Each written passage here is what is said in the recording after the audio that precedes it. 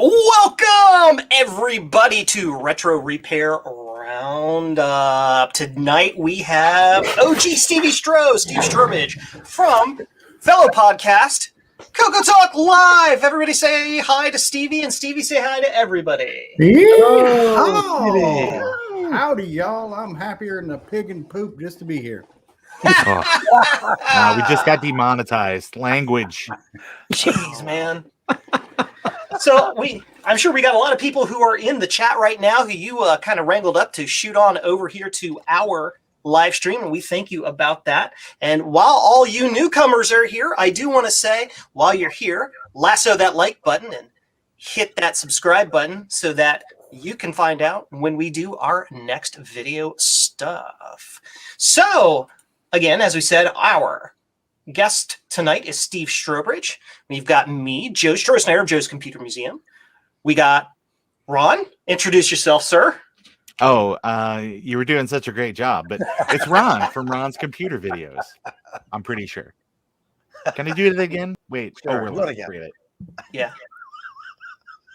We got Javier. The one and only. Hi, folks. Welcome. We have Rudy. From Rudy's Retro Intel. Hello, everyone. Welcome. Hello. And again, Steve Strowbridge. So, Steve, welcome to our little corner and slice of the world. Why don't you give everybody who might not know who you are, which looking at the chat is probably not too many at this point, let everybody know who you are, what you're doing. Thanks for having me, and thank you, Javier, for suggesting this, and thanks, everybody, for having me on. The irony is I'm not a hardware guy, so as soon as Javier is like, "Hey, you should come on this show," I'm like, "But dude, I don't know anything about hardware." And I watched your video and I listened to your video. I'm like, "This is a great show. I love this show, but I'm not a hardware guy." But thanks for having me. So my first and only computer I ever owned back in the day was the Tandy color computer in 1981.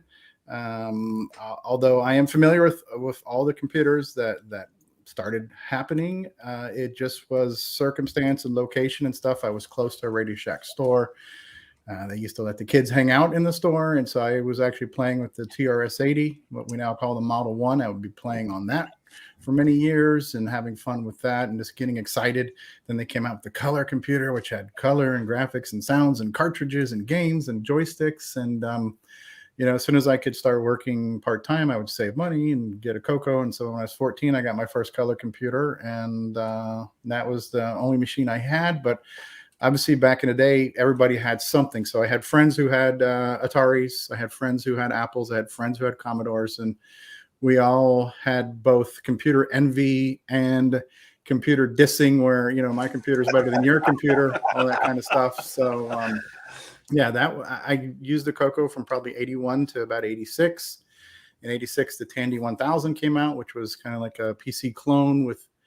I look at so Coco was my first love. Tandy 1000 was my second love. I kind of look at the Tandy 1000 as the first gaming PC, really, because it had 16 colors. It had 3 voice music. It was doing stuff the normal PC couldn't. And I was still working at Radio Shack. I was selling them at the time, and I was selling Tandy 1000s like hotcakes. And the Sierra Online graphics adventure games, that was like the holy grail of computer entertainment at that time. So that's kind of where I started. And since I got on the Tandy 1000, I've been a PC guy forever. I got rid of my Coco stuff probably in 1987, never looked back. 2015, I started a YouTube channel. Originally, it was with my kids because they were into Minecraft. But I knew I wanted to squeeze in some retro, and I started doing some retro, like MAME emulation videos, and just kind of, putting my toe in the water and just refamiliarizing myself with stuff. And then I said, you know what, I want to do some Coco videos. And I actually recorded a video to explain what the color computer was, because I figured nobody would know what this thing was. So I did like a whole little PowerPoint, like, this is what it was. And, back in my day, computers were black and white, and there was an Atari and there was an Apple, and then there was this, and this is what I had. So I felt like I had to explain, I had kind of like Steve explain what this was to people, because nobody would know, and that was my first video. And then I started doing gameplay videos on my one YouTube channel. I've got over 200 color computer gameplay videos. That kind of got me discovered. I discovered the community, and I've been an active member of the color computer community since like 2015. I've been to a bunch of Coco Fests. I've been to every Coco Fest since 2016. I've been to a few VCF Midwests. So I do retro stuff on YouTube and Facebook and Twitch, and I host a weekly live talk show about the color computer called CoCoTALK. So there's me. All right. Good night, everybody. Thank you. Come back now, I hear. Yeah.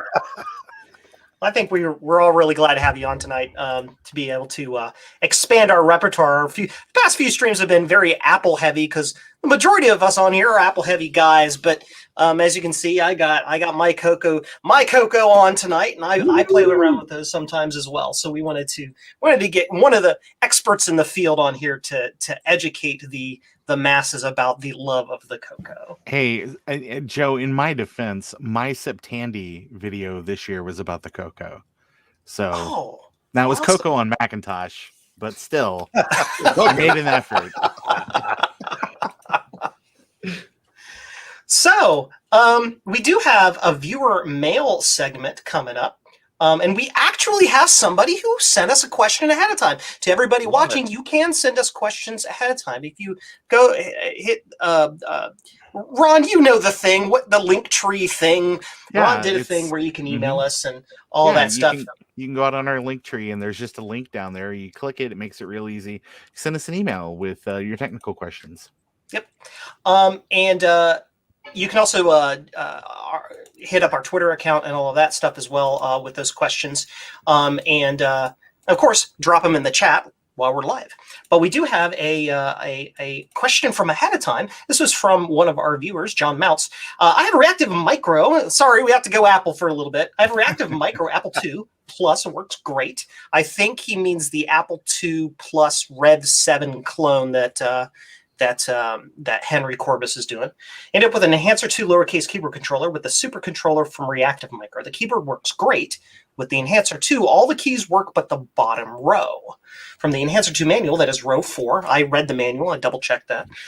There's a schematic in the back of the book that I guess he says he checked, and all kind of duty tests work perfectly. Put all the logic chips. They all test fine.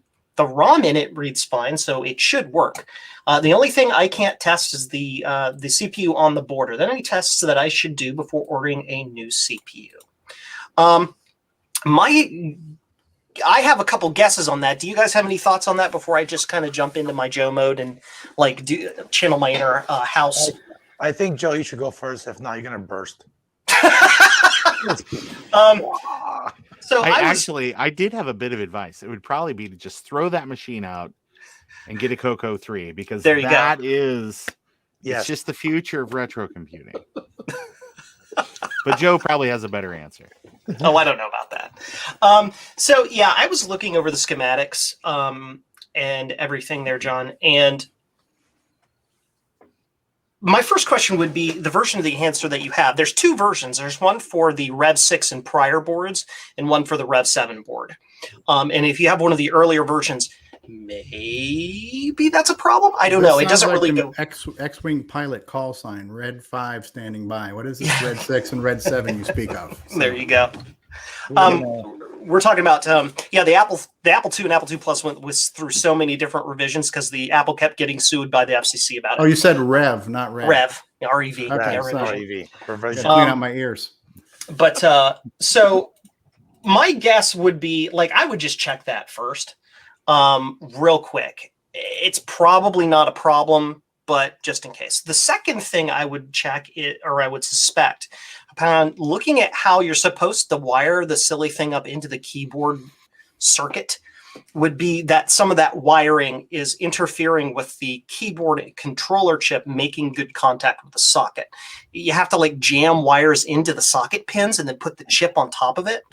And the way those scanners work, if it's one of the later Apple IIs, it's actually the same scanner that's in the Apple IIe and later ones.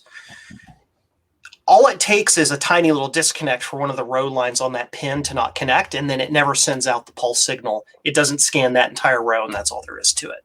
That would be my guess. Beyond that, yeah.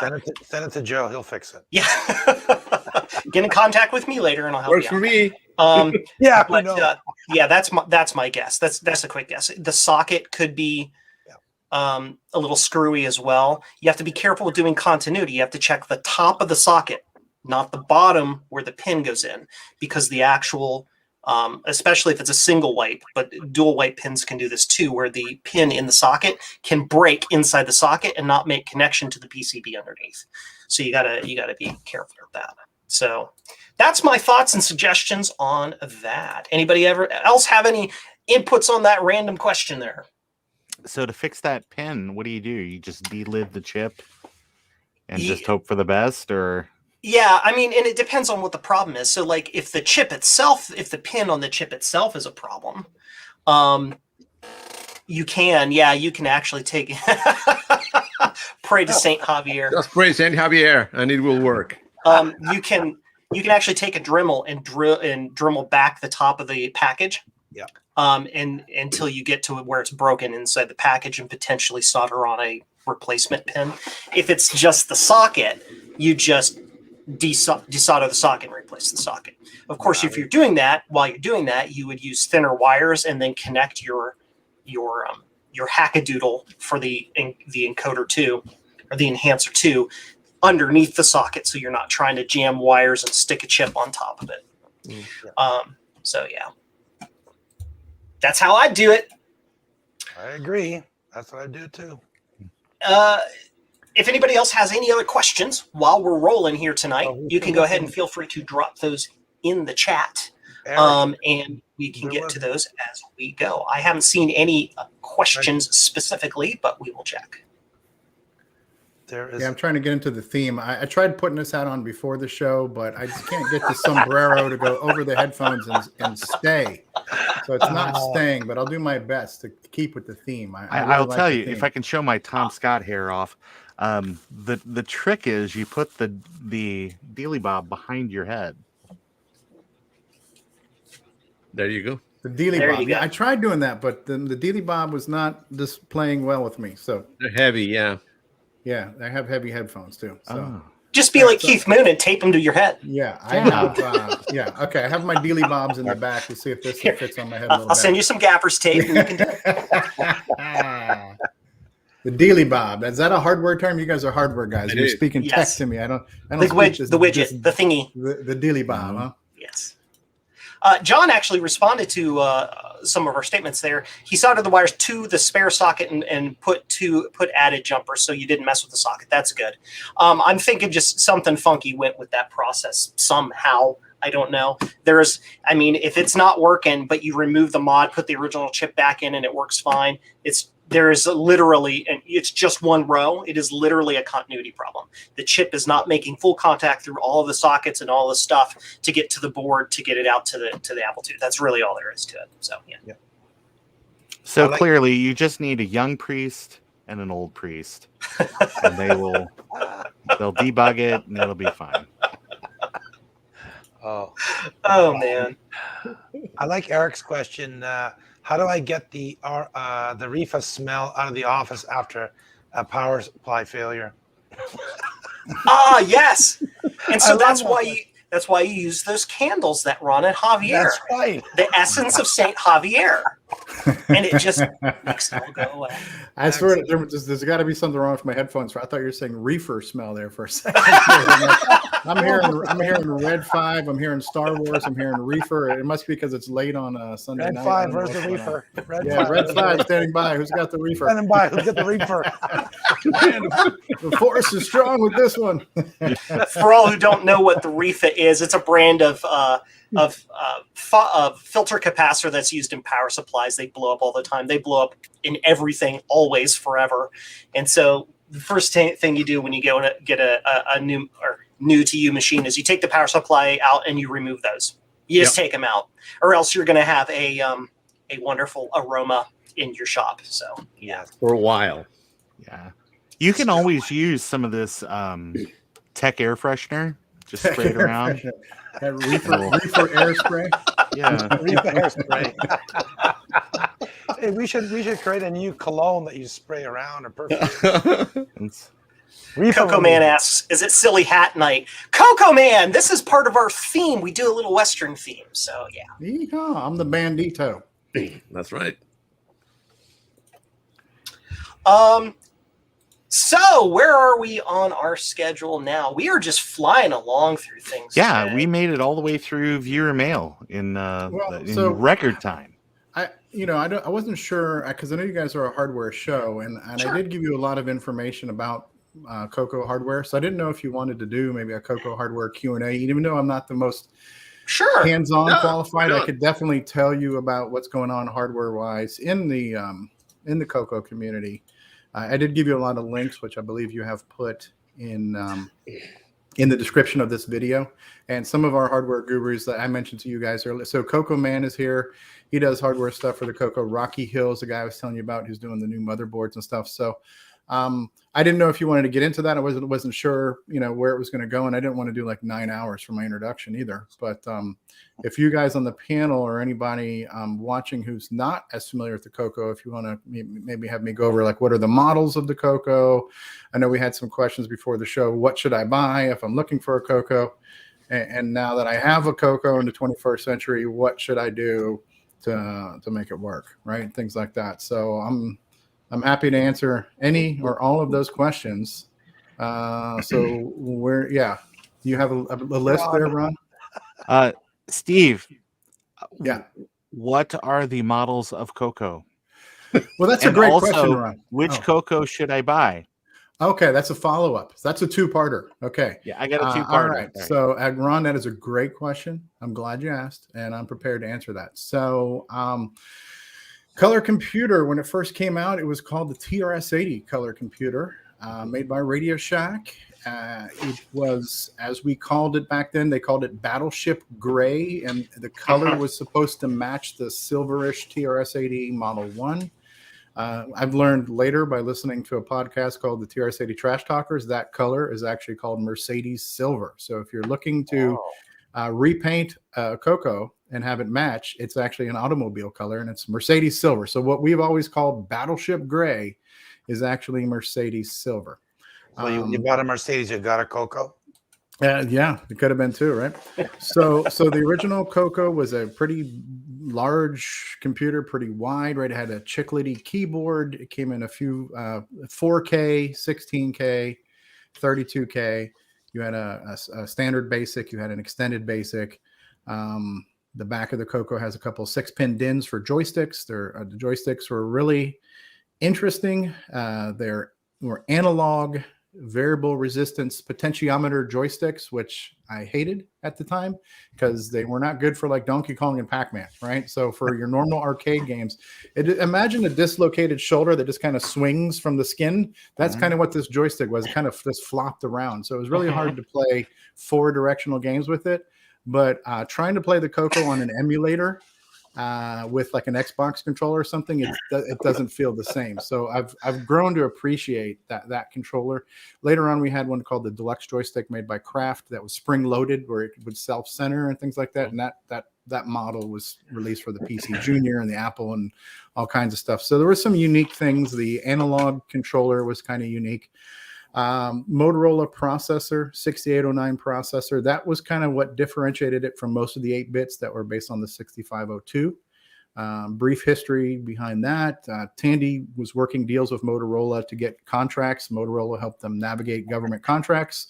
So they had a relationship with Motorola. They based the color computer on a Motorola reference design, which was based on the 6809.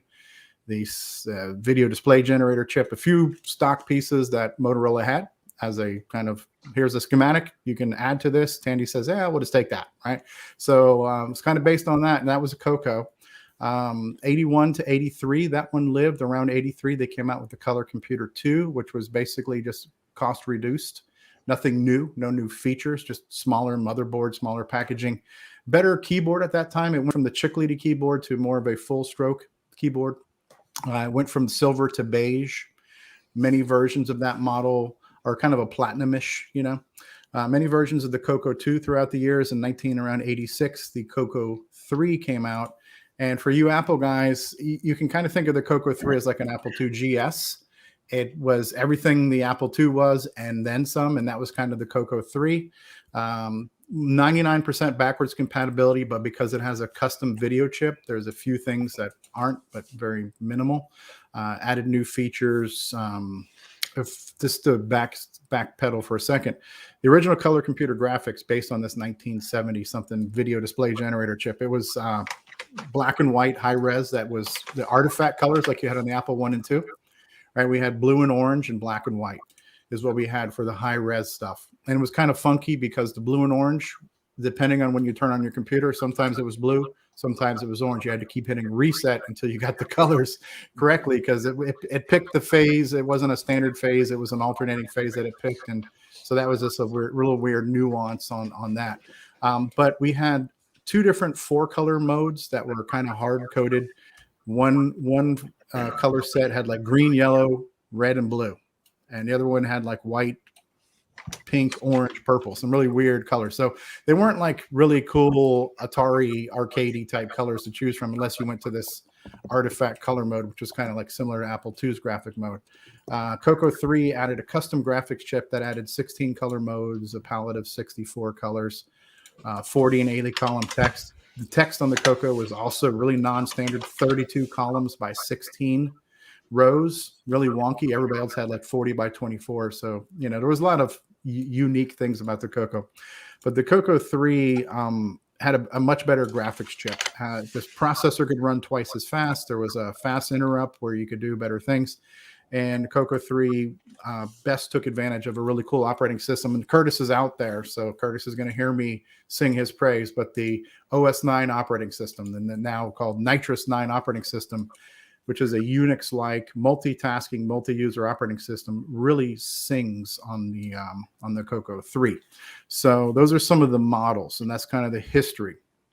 So your follow-up question, Ron, is if you were going to buy a color computer, what should I buy?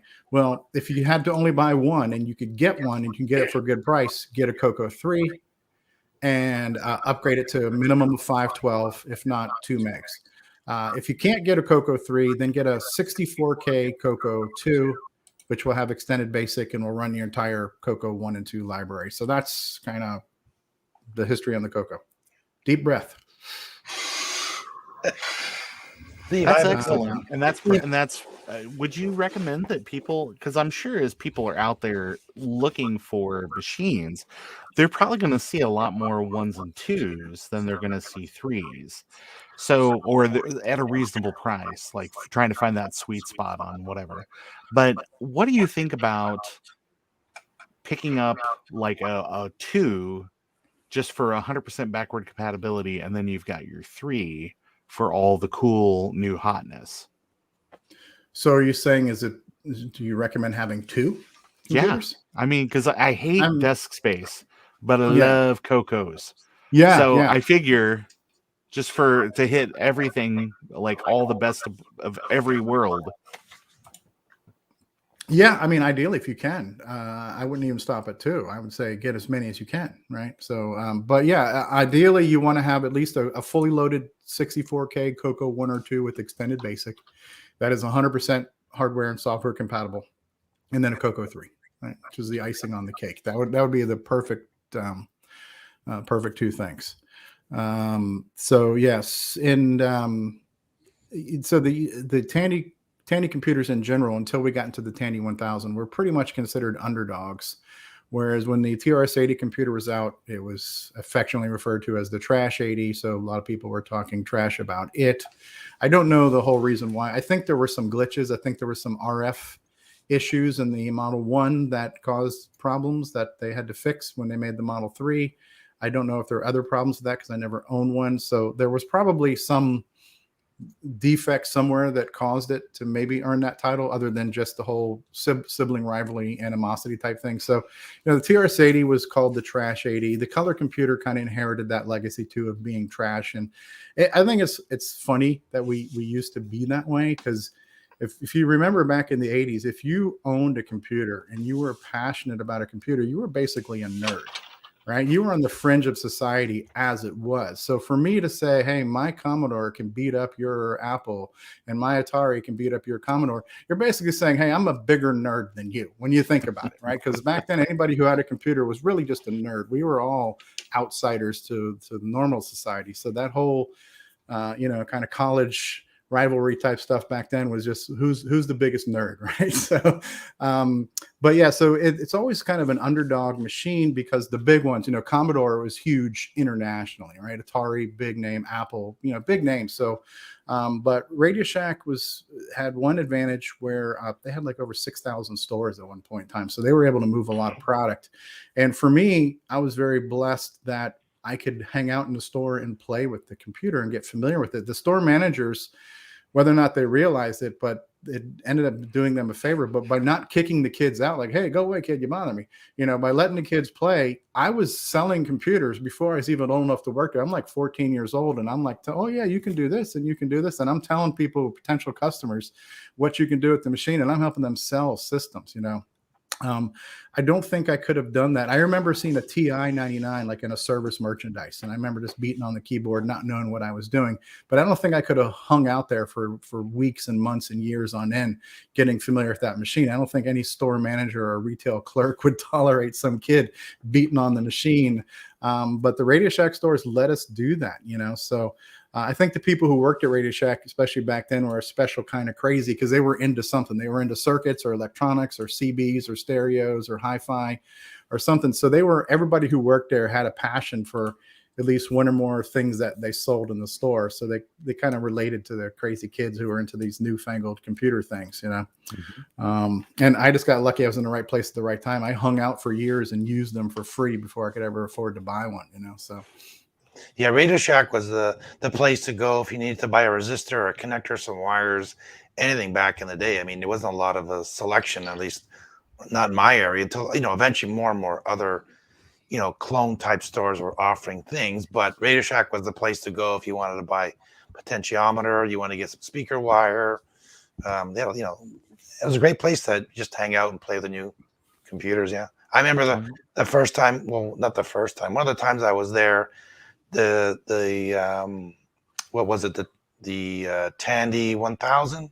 Yeah And I typed in format C:, and it let you.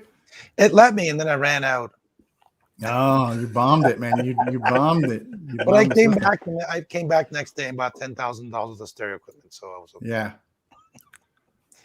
But yeah, that was a smart move on Radio Shack to let people come in, play with the stuff. Mm-hmm. Next, they're going home with either a computer or something else. Right.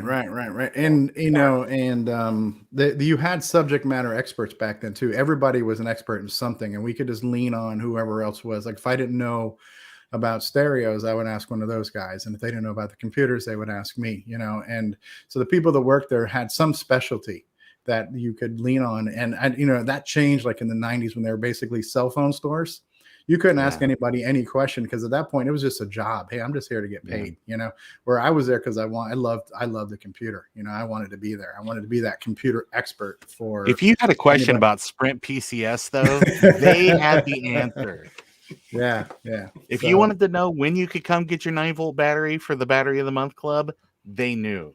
Yeah, actually, that's my thing. I'm announcing it now. So this was in Miami, right? When I was a kid, and Miami has had then and still has now a thriving senior community, right? So we really had the old fogies that were there, and they never bought a thing. They came by once a month with their card just to get their battery, and they were there like, the store manager's trying to lock up the store, like, "Miss dude, I'm putting up the sign, turn it around, it's closed." No, but I got to get my battery, and they're just there, and they were relentless. They were there before the store opened. They were wanting to come in after the store closed to get those batteries, but that was the gimme, right? Listen, for the hearing aids, that right? 9-volt, that's like $3 in back now money. I've got to get that 9-volt battery. I've been working towards that for months now. Someday you will have it. It will be mine. Oh yes, it will be mine. That is, Geek with Social Skills mentioned that just as I was thinking about that too in the chat, and it is my intention to work the Radio Shack Battery of the Month Club into every episode. Yeah. Well, yeah. Forward. Also, listen. In order for us to entertain these comments, we need to get your name and address and everything else, because we got to put you on the catalog mailing list before before you can write your receipt, right? So the next thing I'll talk about is if you have a Coco, what do I need? What are the must-haves? And that should be in the description too. So if you have a Coco 1, 2, or 3, the single most important item you should have is what we call the Coco SDC, which is a cartridge you plug in. It is a floppy disk emulator that allows you to load disk images off of an SD card. So the things you can do on an emulator, you can now do in real hardware. So if you've got all these ROM files and all these disk images that you would typically run on an emulator, put them on your SD card, boot them up, and run them on your Coco. There is a menu program you can get that is called the SDC Explorer, which is kind of a menu-driven thing that lets you just launch disks and launch software. It's very user-friendly. It actually supports a joystick too, so you can almost make it like a game launcher if you wanted to. So the SDC is an amazing tool. I think it sells for, I'm going to say, around $60-ish, and that's without the 3D printed case. The SDC was designed by a guy in our community by the name of Darren Atkinson, who has designed a couple of cool expansion boards, and it's being produced now by 2 people. The kind of hero of our community for the most part is this guy called Ed Snider, or the Zipster, or as we like to call him, a Cylon, because he just seems to crank out things like he's not even human. And so Ed Snider was the main producer of this board, but we now also have a Canadian RetroRewind.ca, which is a Canadian part now too. So you can get it in Canada or you can get it in the States. I don't know the current retail price, but let's just say it's $75, $80 with the 3D printed case, because it's just a circuit board. So it will load disk images, hard drive images. It has about 8 different ROM banks, so you can actually load ROMs into it and boot up to one of the different ROM banks. Initially, one of the ROM banks is the extended disk basic ROM that has a feature set to talk to the SD card. So there's actually what's known as SDC Basic that has additional commands for that. And so that's a must-have, right? It does support the Coco 1 and 2. It can support the Dragon. The Dragon is our European cousin. It was never meant to be a clone or a competitor, but just coincidentally is like 99% compatible because it's based on the same Motorola reference design. So there's a whole community that's passionate about the Dragon, like we are about the Coco in the UK and in the EU. So it was sold in France and Spain and all kinds of stuff. So it'll work on the Dragon. It'll work on the Coco. It also supports natively a protocol we have that's called DriveWire. And I think you guys have some for the Apple where you can load software over a serial cable. So it's a similar thing like that. If you've got an application running somewhere on your other side of that serial cable, you can load software as if you were loading it off of a disk over serial. So built into that disk ROM is also a DriveWire client already there. So it is like the single most important thing. If you have a real Coco and you want to run software in the 21st century, that is the single most important thing you should own, hands down, right? And it's not that much money. And there's some guys who are on our show who do another retro podcast. They're called the Amigos Retro Gaming Group. And these guys own and use every retro system, and they've seen every multi-card out there, and they praise the Coco SDC. So they love this thing, right? So it's pretty cool. I think it was you, was it Mark? You were asking, how do who asked what the display was? Is it RF or is it composite? Somebody was asking me. That was you, Ron? Mm-hmm. No, yeah. Oh, that was you, Rudy. Okay. No, Rudy, I'm going to overrule you here. It was definitely me. Yeah. So the Coco 1, 2, and 3 all have RF out. And the RF out is not bad, right? And especially now, since there is no broadcast stuff going on, if you just take like that coax to RF, the BNC to RCA doohickey, and you just plug that in straight to your TV, you're going to get a pretty clean picture. So you can actually run a Coco 1, 2, or 3 completely off of RF on a TV, and it's not going to suck, right? And that's the easiest way to hook up any Coco to a TV that has NTSC tuning on it. You were asking about a composite mod, and the Coco 3 has a factory installed composite out. There are composite mods for the Coco 1 and 2. And what I was telling you before too is that you can put it in there, but it's not great. And I think part of that is just the Motorola video display generator, the VDG chip. What comes out of that over composite just kind of sucks. And so there are professional mods. There's do-it-yourselfs. The schematics out there. It's been around since the 80s. It works. It looks pretty good on an analog TV, but it doesn't capture well through capture cards, and it's a substandard composite signal, but it can be done. And if you want to, go for it, right? But I wouldn't stress that unless you really wanted that. So that is one. Now, if you have a Coco 3, Coco 3 has analog RGB out. Tandy actually sold a rebranded Magnavox monitor that was called the CM8, Color Monitor 8. And there's like a 10-pin connector on the bottom of that. And there's a cable made by CoCoMan, who's in our live chat right now, that's called the Switcheroo Cable. And it plugs into the RGB on the bottom of the Coco 3, and then it outputs that to a normal SCART. I don't know if you guys pronounce it SCART or SCART, right? So then it's a SCART, which is analog RGB. And then you get a SCART-to-HDMI adapter, which is a little black box. And then boom, you can now output your Coco 3 via HDMI and run it on any display. And it's pristine. It is crystal clear, super sharp. I don't know what that cable is, but it's on his website. So that's the way to hook up a Coco 3. There is a vanity product you can get, but I'm not trying to sell anything. But if you want super cool video out of a Coco 1 or 2, there's a project that's called the Coco Vga. And it actually goes in line inside the Coco. So it's an internal thing. You don't have to desolder anything to use this. And then what it does is it gives you VGA output. And then I've got like VGA to HDMI adapters and stuff. And so it gives you really good, really clean, pristine pictures. It emulates all of the standard 8-color and monochrome modes, and it even emulates the color artifacting. And the nice thing there is when we used to have to keep mashing that reset button to flip-flop the blue and orange, there's actually a little button you can press that would just flip-flop the blue and orange for everything, so you don't have to reset your stuff. So on the surface, if you did nothing fancy with it, it just gives you clean VGA out. I think it retails for about $100. That website is CoCoVga.com.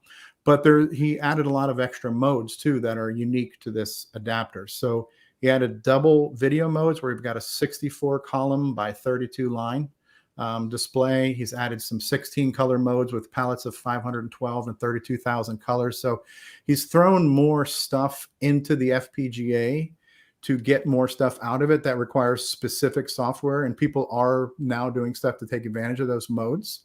But if nothing else, it's just a really good way to get super clean output via VGA that can then be converted and scaled to anything else, right? On that note, I'm going to pause. I don't know if you guys have questions, if you want to field the live chat. I don't know. Yeah, there is a question here from Vintage Hillbilly Shack. He's asking, what are the pros and cons between the Dragon 32 and the Coco?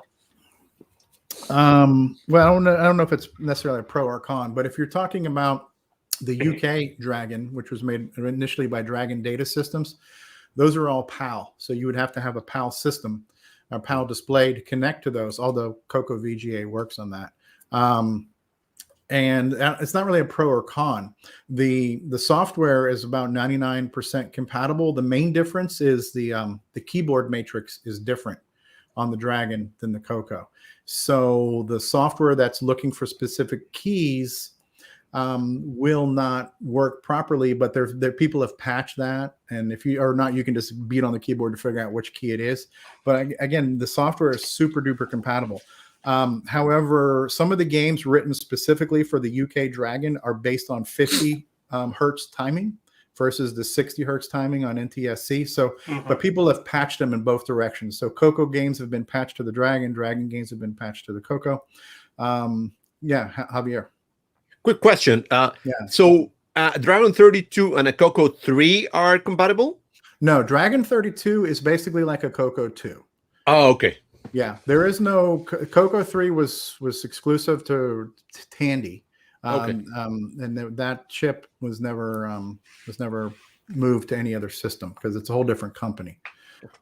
Yeah, so Dragon 32 is basically like a Coco 2, and there was a Dragon 64.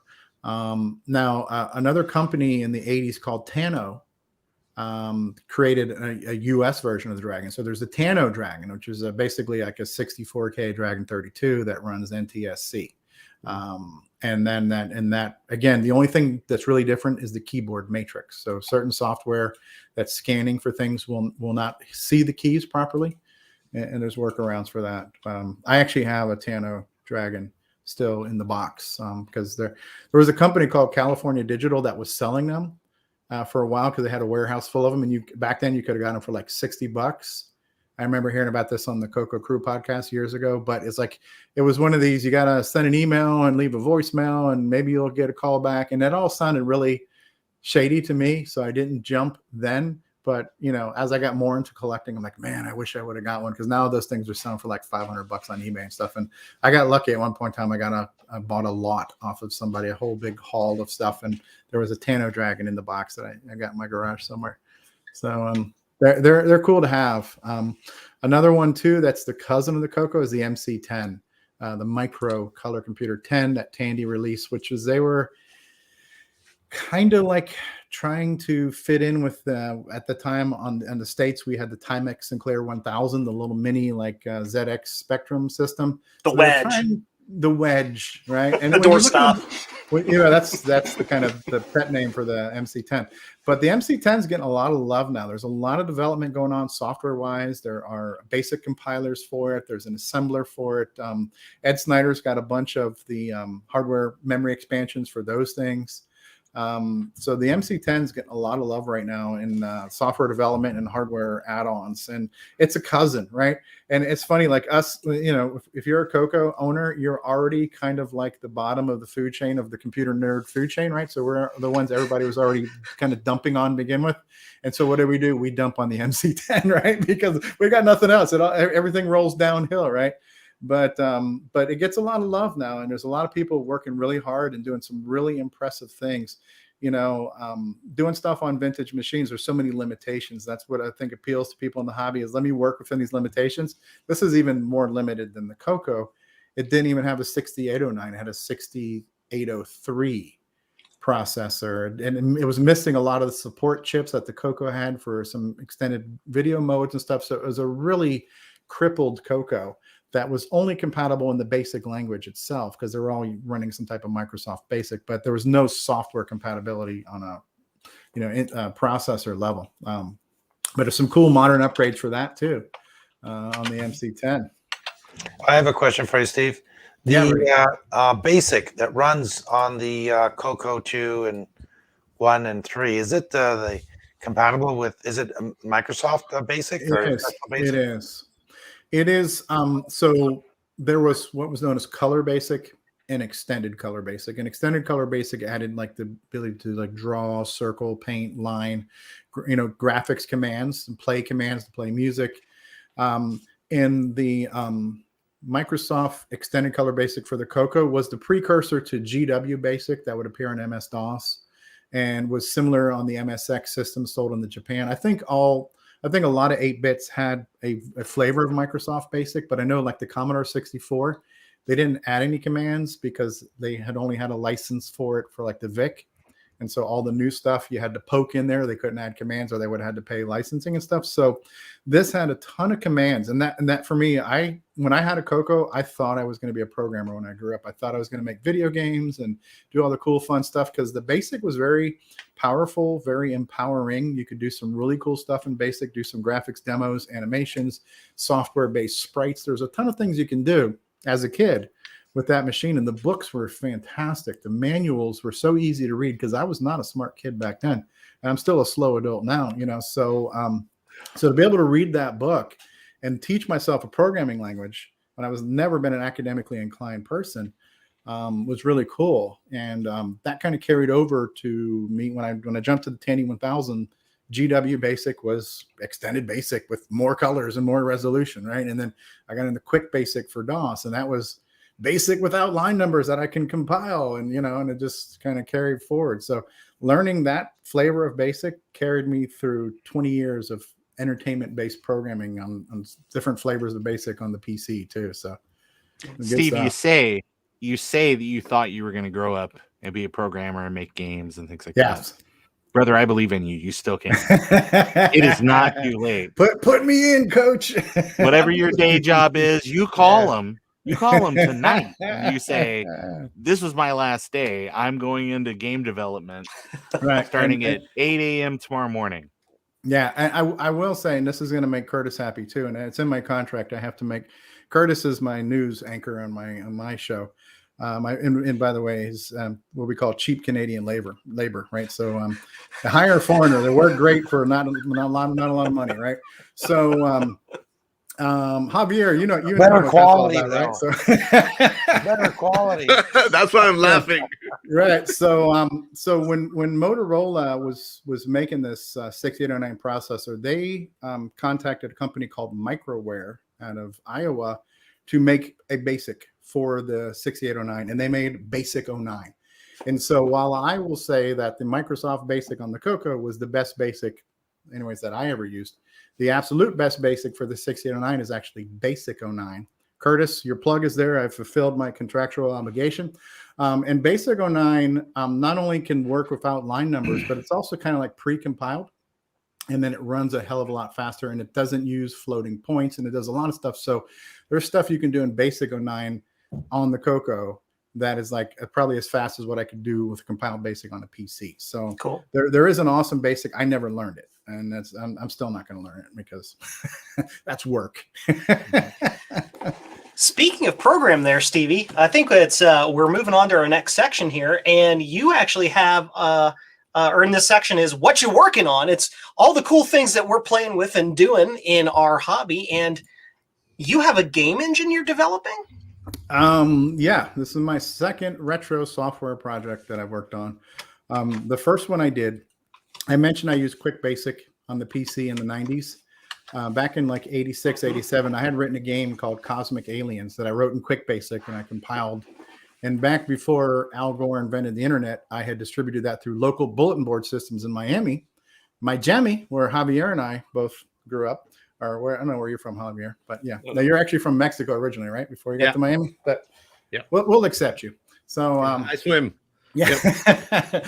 But so I distributed that little program, and it, before the internet, it made its way around the world. I'd gotten fan mail from Canada and other places like that, and then it got lost. And then one day I woke up, I said, I wonder if I could find that on the internet now. And I actually did a Google search, and I found on an archive the zip file of my original MS-DOS program from 1986 or 89 or whatever it was. Cool. And I'm like in Rocky Hills from Miami.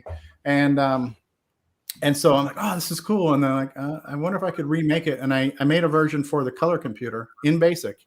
So I made Cosmic Aliens for the color computer in BASIC, and that's on my itch.io site that you can get for free. So I did that a couple years ago, and now I'm working on another passion of mine. When I got into the Coco, into computers, I really liked the text adventure games, and because I was also a geeky kid who played Dungeons and Dragons with his friends, and I kind of looked at the text adventure as a kind of a single player RPG like Dungeons and Dragons, because you can kind of use your imagination and think where you are, and things were bigger than what they really were. So there was a couple of cool adventure games for the Coco. My first two games I bought on cassette were Pyramid, which was a text adventure, and like Bedlam and Raka 2. There was a couple of these text adventures that were actually just ported from the black and white TRS-80. So some of my first games and some of my early memories on the Coco were playing text adventures. So it's been in the back of my mind for 3 or 4 years that I want to do a modern text adventure. And so that's kind of the setup to that. And I've just released a public playable demo that you can get on the itch.io thing. Or you just posted the link to that. So yeah. So there's a modern version of Quick Basic now that's called QB64 that you can run on a real modern computer. And then you can take a basic program and compile it to an exe that you can just run from Windows. And it's a self-contained vintage retro program that runs on a modern computer. So it's going to look very much like an MS-DOS-y type text adventure.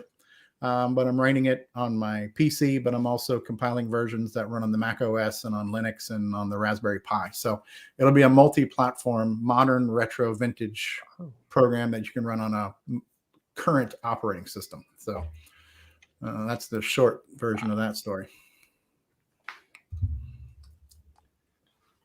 I muted myself. You can hear me say cool. Yeah. But it's real early stage, and what I really would like is to have people try it out and give me some feedback on it. because I'm trying some experimental features. I'm trying to make it like hotkey, quick key, where you don't have to do a lot of typing. You can just press one button to go north and press one button to pick things up. So I want to make it kind of a speed run interface. And so there's less of the manual typing. And I'm trying to have a static display where you can always see where you are. The thing I hated about those games, especially on the Coco, the screen was so small, you can only have like 8 lines of text. And where the hell am I? So you got to type in look again so it can reprint where you are. What am I carrying? Inventory. So it can reprint, so you had to keep like refreshing the screen. So I've kind of partitioned the screen into different colored boxes where I have that information's always there. So you never have to look. You're always going to know where you are and what you're carrying and what's available and what directions you can travel in, and then just press single keys to move. So it's kind of a modern UI to the classic core of that engine. That's kind of what I'm going for. We'll see if I get there. Cool. Yeah, I like the sound of that. Hey, Rudy, what are you working on? What's new in your world? Well, I got a couple things going. I'm trying to get part 2 of the VIC-20 Commodore repairs going, and I am working on an NTSC composite out for the Atari 600 XL. When I got my 600 XL, I didn't realize that all the mods I found were for the PAL versions and not for the NTSC. So played around with some stuff, and I got a schematic done. Joe was kind enough to you're kind enough to get a Gerber for me so I can get going on that, and yeah, that'll be coming up in the future, and hopefully it'll be available on Joe's site. Cool. That's about it for now. What's going on in your world, Javier? What new cool thing are you doing? Didn't you just post a video earlier today and then post it again because YouTube screwed the video up? Yeah, I'm just, this is not working with this Color Classic. My Color Classic is giving me the worst headache. So I think you gave me, I just released a video that you gave me a processor. So I upgraded the processor on this machine. Everything was good, but I think the memory right now is giving me some issues. So I can use it. And I went around by, I gotta reinsert, I got a Blues CUS in there. I gotta recopy the hard drive every time it crashes, and it works again. So that's and I was showing you, I just got this little cable, so I'm gonna have the externally my SD card, so I don't have to be opening all the time. For anybody who doesn't know what's going on too, that's the Color Classic that I did my Mystifying Color Classic series on and got it fixed up and working for Javier, and we converted it from a standard Mac Color Classic into the Mystic by using an LC575 board and doing some hackadoodles and all that stuff. But basically what happened is I guess the RAM was bad and it's like eating the drive images. That's an old PC thing that happens in the PC world too. If the RAM is bad at just the right spot, when it goes to copy data out of the RAM cache back to the hard drive, it can eat files and screw up the file system. So what I'm thinking there, Javier, my question I pose to you is, has the RAM always been bad? Or is it that CPU that I randomly got from some funky website to ship to you and the CPU is bad? Or was it doing that before you swapped the CPU? Or did you solder something in it? No, I don't solder anything on this one. Stevie, that's an inside joke. All right. Okay. Anyway, no, I think it's the memory. I don't remember that it was giving me this problem before, but also I don't think so because I test a lot of other things. I run programs and it worked well with the processor. So I don't know. I'm thinking is the memory, and I'm gonna try to get a new one, and if not, we'll go from there. But Oh, and other than that, I just found out a way. You see the drives from the Apple II. I found a way to replace this the feet. That was an issue with them, oh, that's right. Yeah. So I went to an art store here in Miami, and I bought this. This is a piece of rubber that they use to carve. Yeah. Woo! and it's for carving, so for art stuff. But it's actually the same color and the same thickness as the feet. And I was just like, should it be? And I couldn't order it because I'm not going to order things. And then, the photo on online is different maybe. So I had to go in there and see it properly. So I took an original fit with me. And yeah, it is. It's an exact match. So I've been making some of them. And I've been also experimenting with Apple II Unidisc. Maybe you cannot see it. Unidisc feet that they have like a gap in there, like a little thing. And I've been trying to do the same thing. So I think I'm going somewhere, but let's see what we can do. Javier, does that work with the 2C, the feet on the 2C? No, the feet on the 2C can be bought anywhere. They're from Jamaica or those places you can buy them. Yeah, Jamaica. Crazy man. Yeah. Or Jamaica, or I don't know I don't know how to pronounce it. Jamaica? Yeah, like nobody knows how to pronounce that. Exactly, that weird place. Before you guys pass Javier on to the next person, Javier, I want you to remind me about something you showed us in person at one of our club meetings, because in the live chat is David Ladd. He's like our color computer floppy guru, and he has floppy gasms when he hears about certain things. You had shown us something like a cat weasel that had done the whole flux thing where you're looking at stuff. And we have something for the Coco that was called the grease weasel. Then David's all about the grease weasels. So tell us about that Apple flux thing. What's it called? Applesauce? Applesauce. It's called applesauce. Yep. Okay. You want to tell it, or you want to say it, Joe? You guys say it for Javier, David. you start talking about it. I'll go grab mine so I can show it on. Yeah, because I got mine. So applesauce is something that's this guy John Kinney Morris. He created it. And it's basically, it's an interface that you connect through from and it's only Macintosh right now. It's a software hardware combination, and it drives 5 1/4 and 3.5 floppies, Apple floppies. There it is. And you connect it to your Mac, and it has of course software that will read the flux level. But the cool thing about this one is that John is very, very proficient, and he's being making it better and better. That's it. The applesauce is the top one. Yeah. And you connect it over there, and you got the new version, isn't it, Joe? Yep, I have the updated version because I'm a hyper nerd. So the updated reads PC floppies, and now he can read PC, Amiga, Atari, Texas Instruments, and I think Coco too. Okay. Any floppy almost. Yep. So and another thing, Javier, that you brought to my attention the other day is that you can plug those 800K floppy drives for like the Mac and the Apple II in. Yep. And make. I mean, this opens up the world of being able to make like low density, double-sided 3.5-inch discs for having like real 800K floppies for your Macs, which is right now kind of a tough thing unless you've got like a bridge machine that can do those things. I don't know if it can write 400K floppies, but I mean, it's just a single-sided thing. I would sure that it would do that too, but that was something that got me excited about getting one ordered now. Yeah. I mean, it's not cheap. At one of our clubs. That was really cool to see it. It is. Yeah, it works perfect, man. I don't make any more floppies with anything but the applesauce. I cannot be happier with that thing.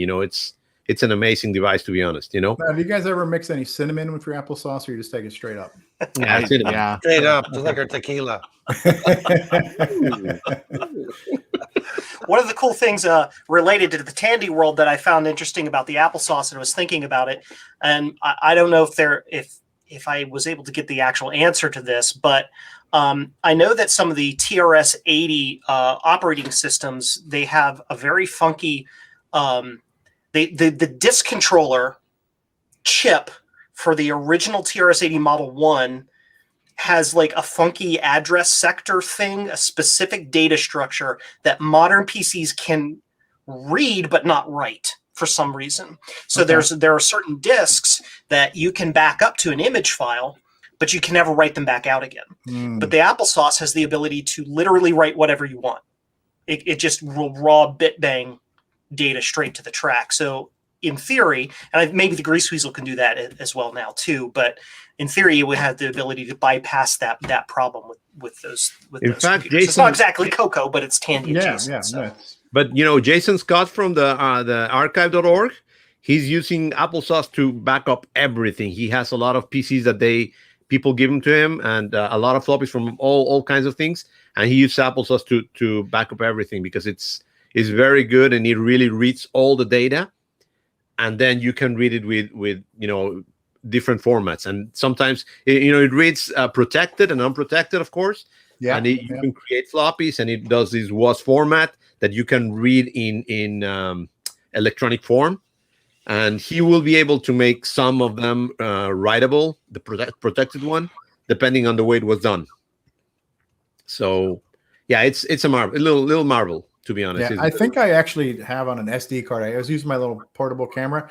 I think I video recorded that presentation you did, and I'd have to find that camera and that SD card. But that was one of those things I was meaning to take that and upload that video at some point in time too. It was a really cool demonstration, Yeah, I should put it up on YouTube so everybody laugh at me. Yeah.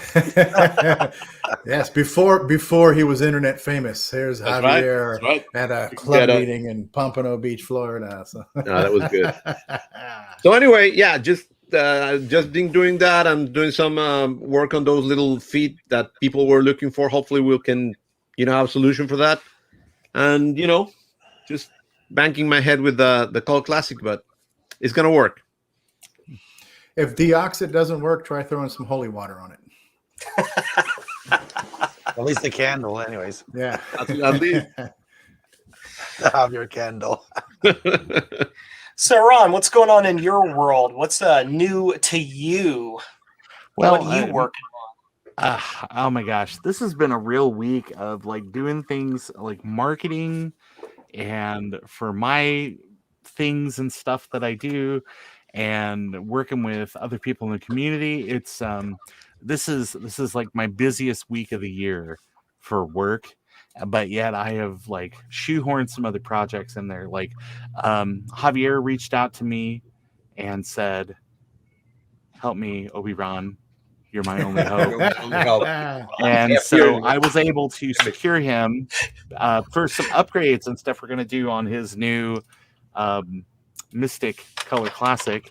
I got him a 512K, one of these beautiful Silicon Insider VRAM sims. Obi-Ron, you just renamed him too. That's awesome. And I'm also working on getting him some RAM and things like that.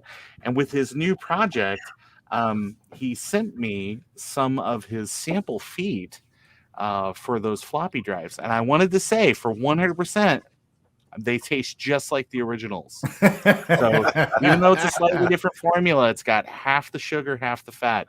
I would absolutely recommend that everybody pick those up. Is it gluten-free too? Gluten-free. Yeah, okay, excellent. I think depends on what game you're playing, maybe.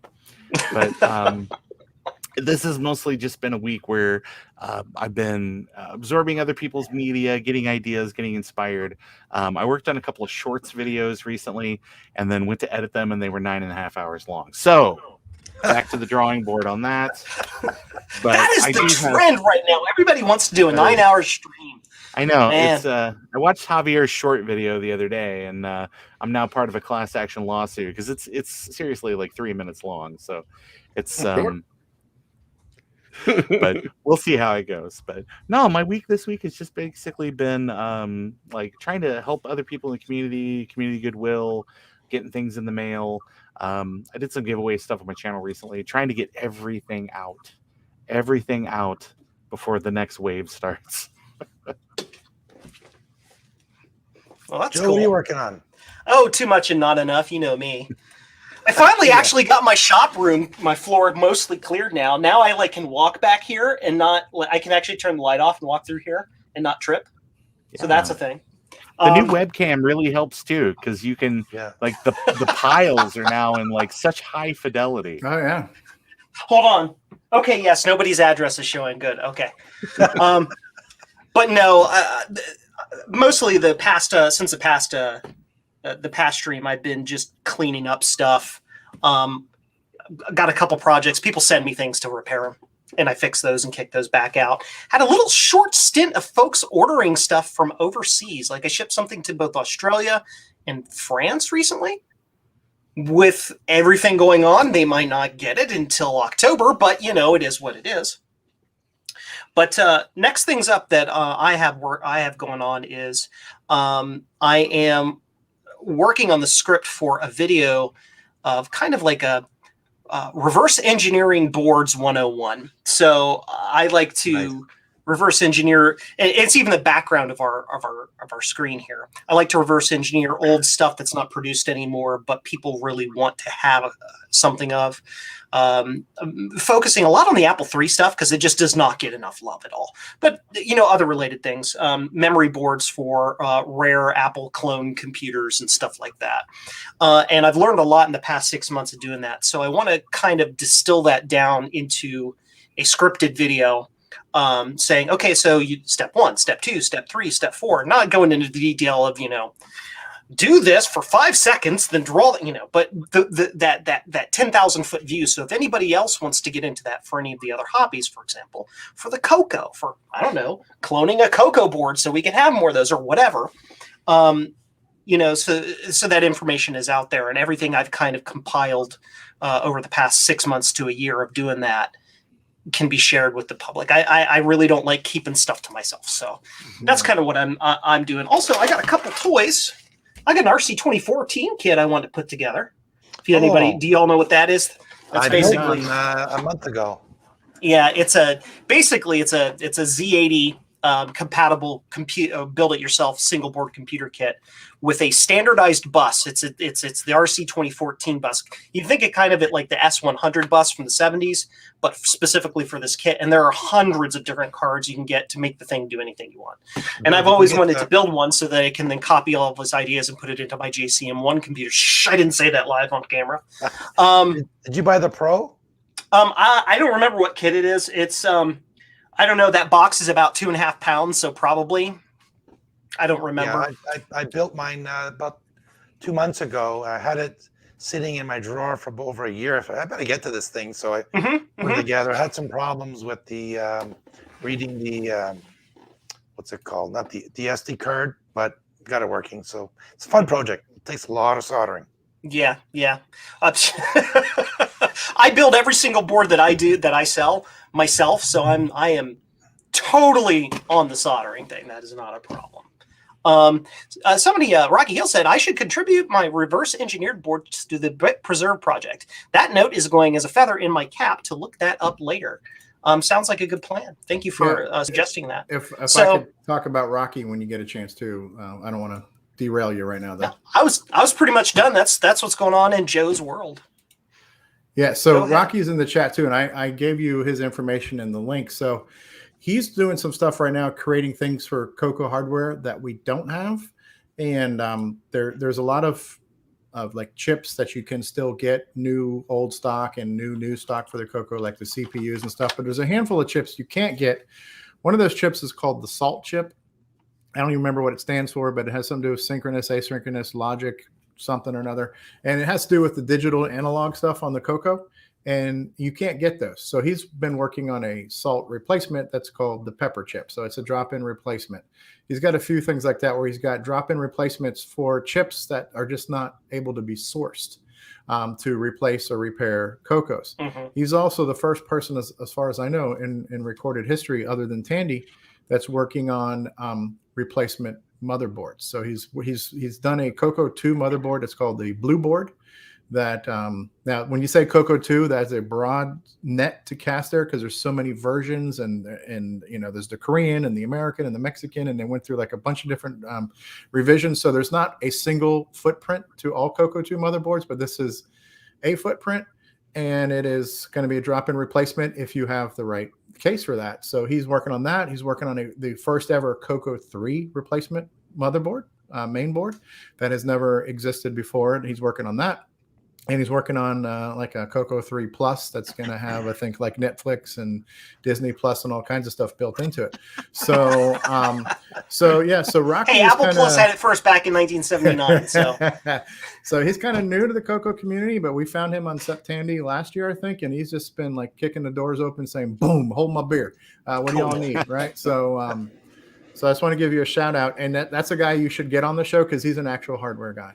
Right. Rocky, contact us on Twitter or email or whatever. We'll talk later. Steve, does Rocky work on the TRS 80 models, like 1s, 2, and 3s, or just Coco? Yeah, he's in the chat. We'll have to see. Rocky, the question is, are you doing any TRS-80 stuff for like the Z80 line? I don't know. And I would also say if he hasn't, it's only because he hasn't thought about doing it. And I know he's definitely capable of it. I'm looking for someone to help me out. I'm trying to convert a Model 3 keyboard to work with a USB port. Oh, so you need like a matrix converter. Yeah. Yeah, he did respond saying I'm a Coco guy. So I guess he's not doing the TRS-80 stuff right now. All I would right. reach out to the Trash Talker guys. So are you familiar with that podcast, TRS-80 Trash Talkers? There's guys on there. Ian Maverick in Australia is doing stuff. There's another guy, Pete Bartlett from Bartlett Labs. There's a few of those guys who are doing all kinds of new stuff for the TRS-80 family of machines. I don't know if they've got one, but it'd almost be like another. Those are the guys who'd be like, "Hold my beer. I'll have your prototype done for you in an hour." You know, so awesome. Thank you. Cool. So, what recent cool toy or hardware or thing have you acquired lately that is like the bee's knees and that you're totally obsessed with right now? What do you got going on, Steve? A recent gift, if you will. Go ahead, Obi-Ron. Or is that all part of the question? Yeah, a recent gift. Gift. Gift. Okay, wait. We're gonna have to stop. We got to go back to the beginning. Hold on, I've screwed up too many times. Yeah, sorry.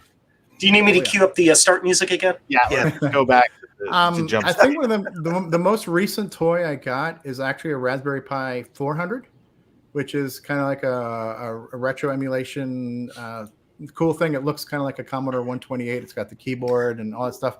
And I got that because there's another project that I am involved with only on the promotional end, not on the development end. But we have a project that's called the Coco Pi project, which is a very specific multi-emulation station for all things color computer, MC10, and Dragon.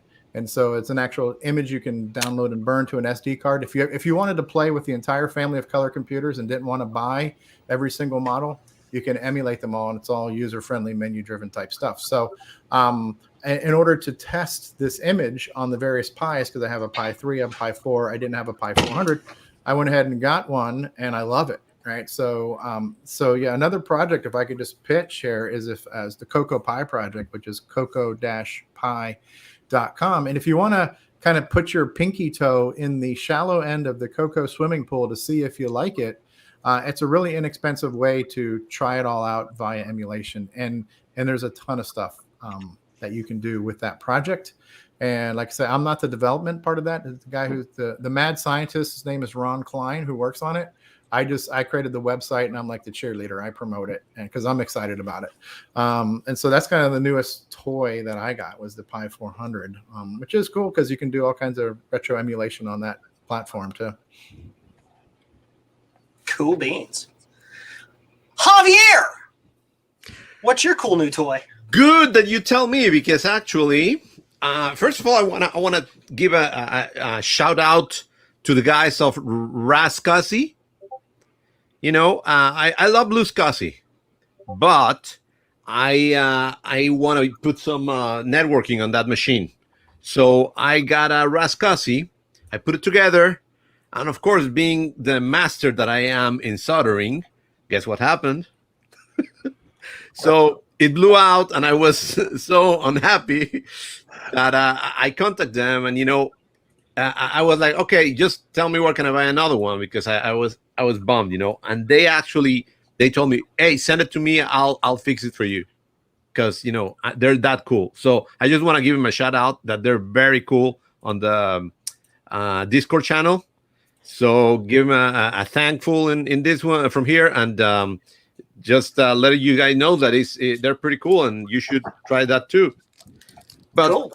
Other than that, we should try breaking something and then taking advantage of their generous returns policy. What are you saying?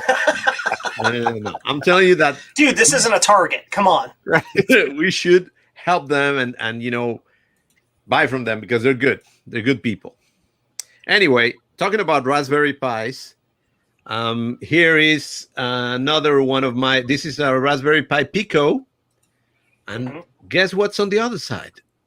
Oh yeah. Oh yeah. Yeah. Looks keyboard. like key switches. It's the smallest keyboard in the world. Wow.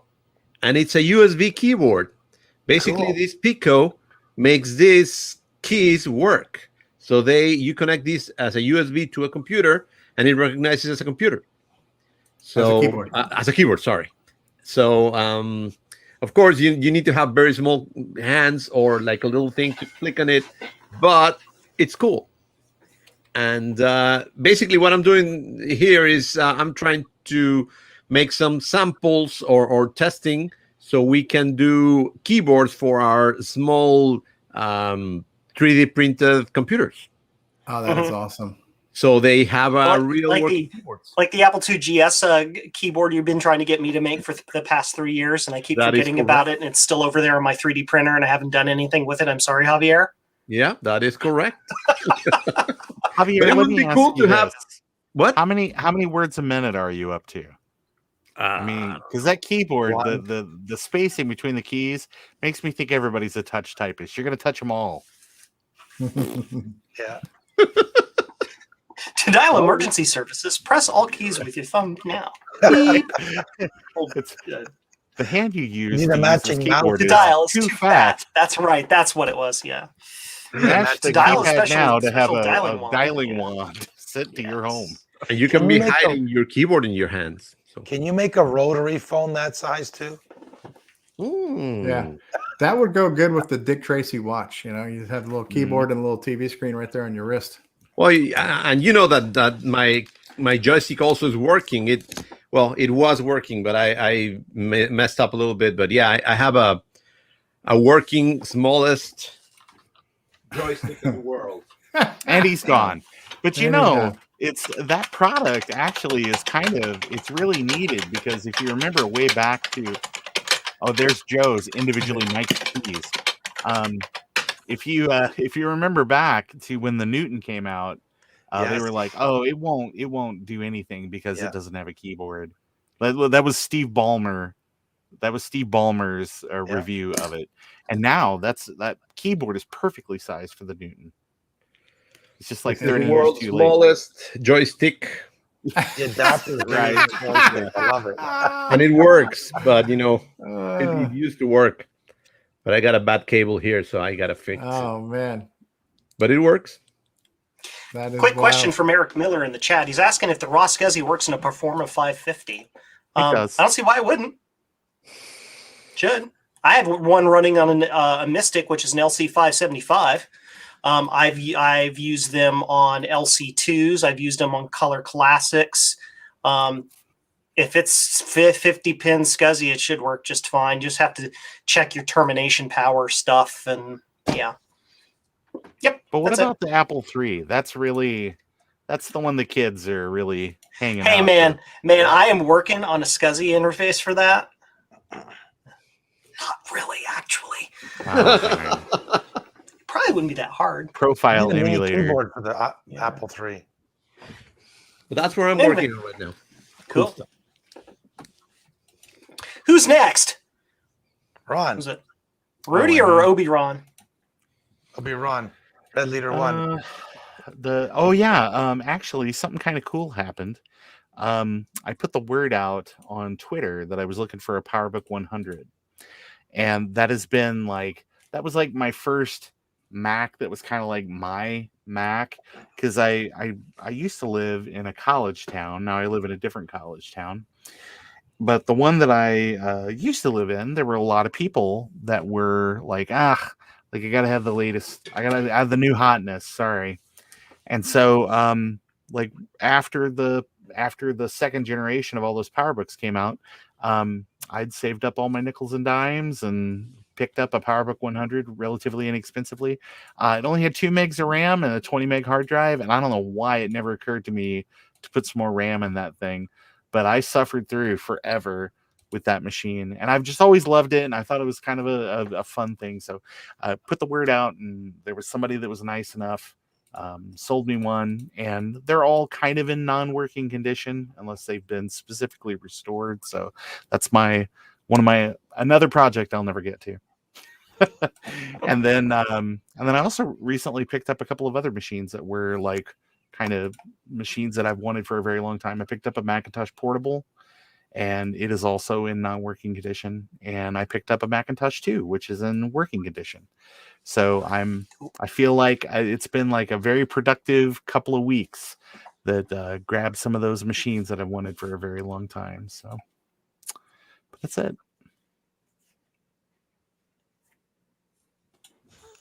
Is it you, Rudy, or is it me? You can go. Oh, okay. I can go. It's very fast. I got buckets. Nothing. Okay, cool. I got a new phone. That's all I got.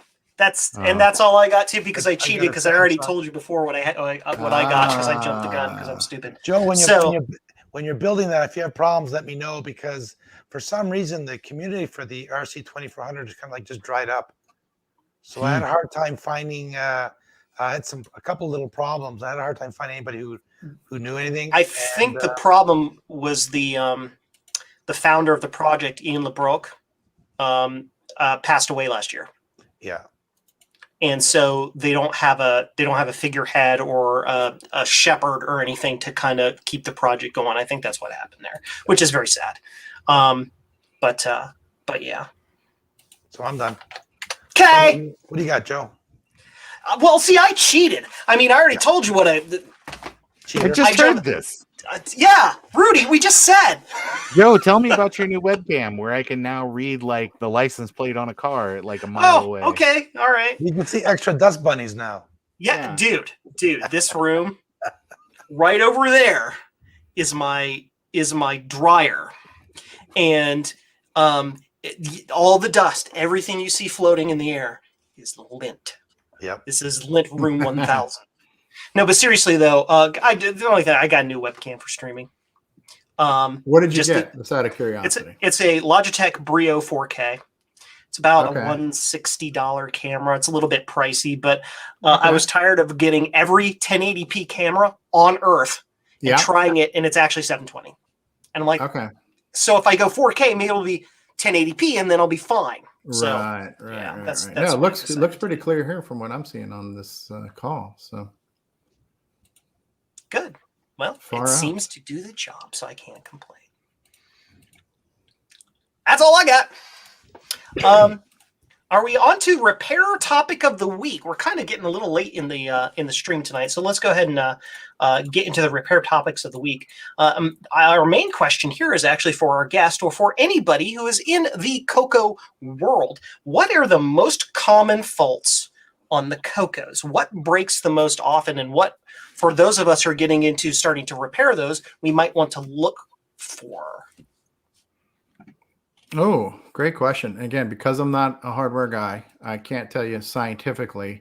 Most of the Coco 1 and 2 stuff, it might just be a RAM chip.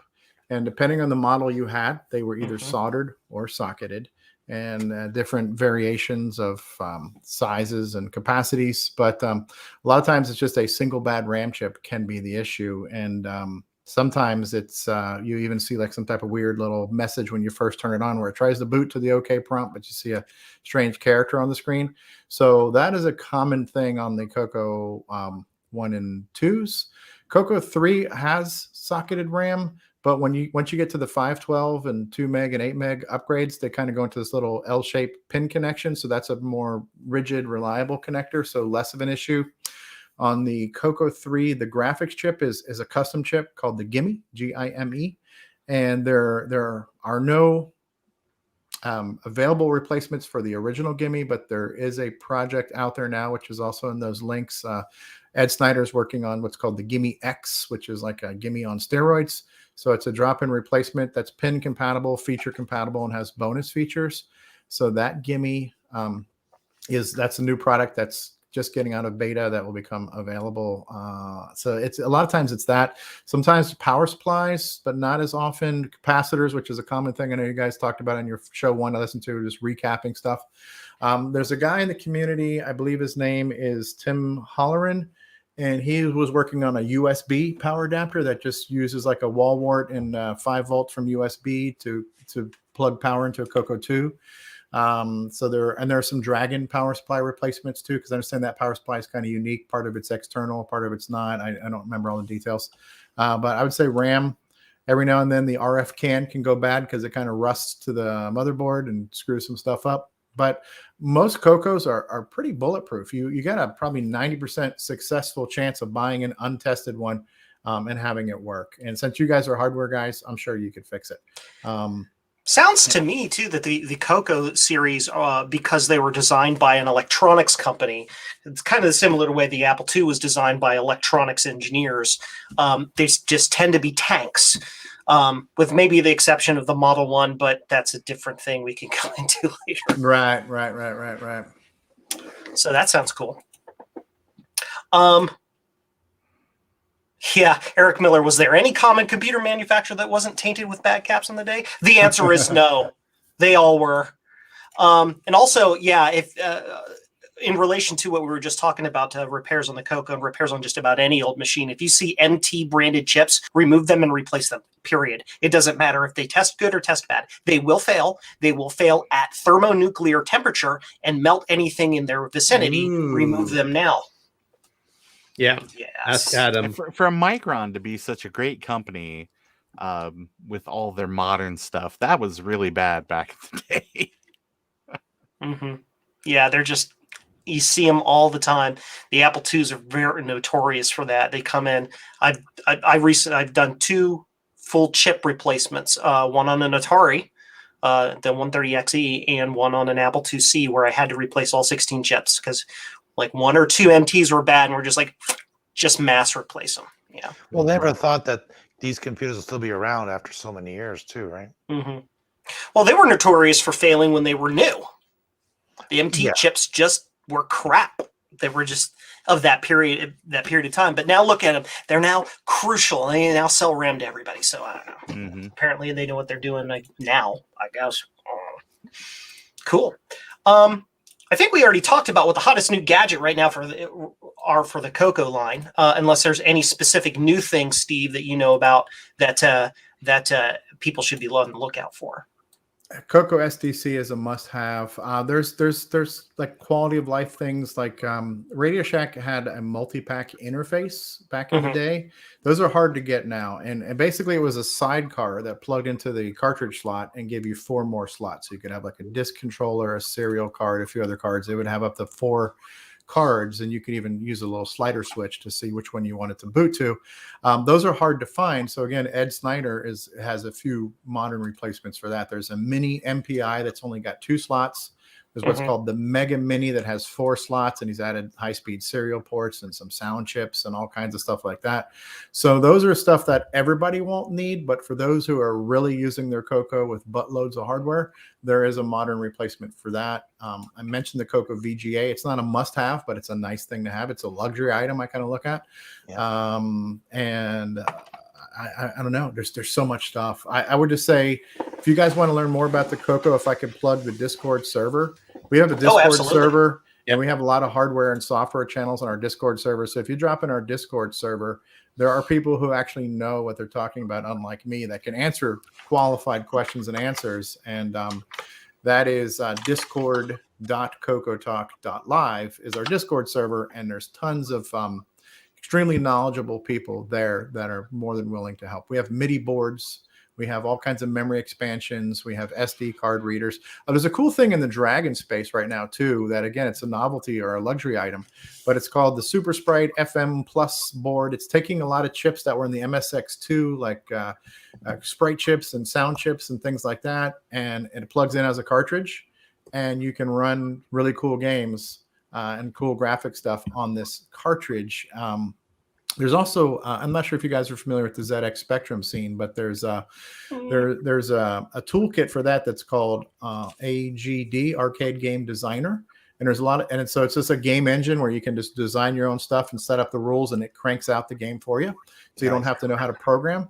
So all those games have been ported to the Coco and Dragon by a guy in our community named Per Surratt. So there's over we're coming on 250 games that right now are playing in monochrome, but they're also being ported to support that Super Sprite board where you're going to have 16 color 3-voice music.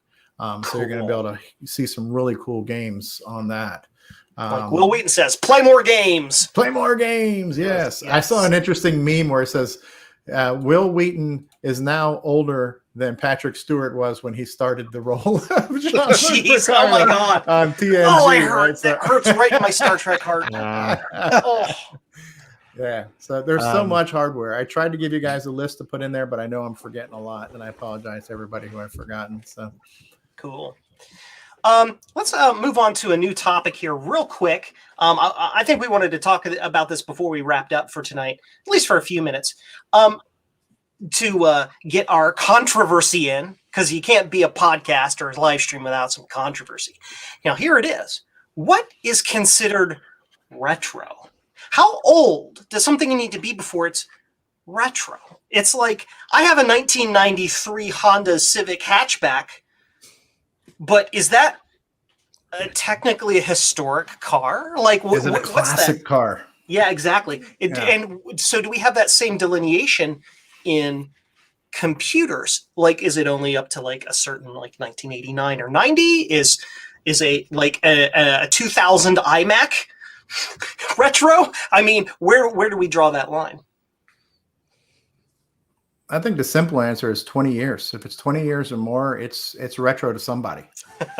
You know? Yeah, maybe. For me, it's 40 years because I've been playing on computers for 40 years. But people who are not as old as I am are going to think finally, you know, people say, oh, I remember my first game console was the Nintendo 64, right? Yeah, well, dude, I got you beat by like 5 generations. You know, I remember I remember the paddle Pong, the one game Pong console that you bought. You know, so I think each person's retro is relative to how old they are. Yeah. You know, so for somebody like me, 40 years is retro and vintage, but for somebody who's like maybe 30 or 40, 20 years is fine. And I would consider Windows 98 a vintage operating system. It's old enough.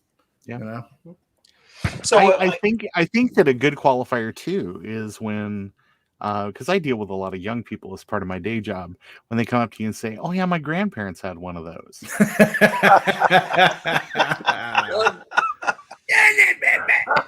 Get off my lawn! No, okay. Yeah.